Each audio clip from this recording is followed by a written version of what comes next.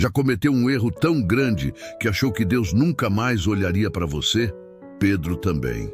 Ele prometeu ser fiel até o fim, mas na hora mais escura, ele falhou.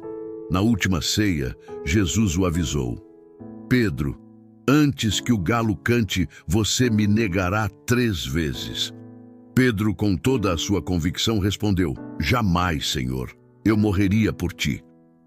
Mas naquela madrugada, quando Jesus foi preso, Pedro sentiu medo. E o medo nos faz dizer coisas que nunca imaginamos. Enquanto se aquecia perto de uma fogueira, as perguntas começaram. Você estava com ele, não estava? E Pedro negou: Não conheço esse homem. 1, 2, 3 vezes. E então, o som que rasgou a noite. O galo cantou. Naquele instante, Jesus, mesmo de longe, virou o olhar na direção dele. E naquele cruzar de olhares, Pedro entendeu tudo. Seu coração se partiu em 1000 pedaços, e ele saiu para chorar amargamente. Depois da cruz, Pedro se isolou no silêncio. Ele acreditava que sua chance tinha acabado, que Deus jamais poderia usar alguém que falhou de forma tão miserável.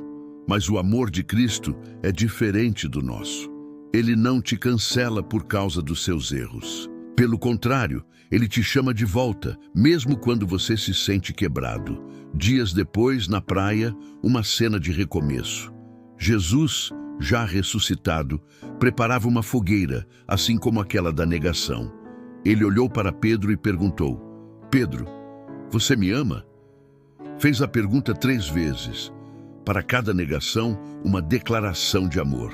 Cada sim, Senhor, eu te amo, foi uma camada de cura, um passo para o recomeço.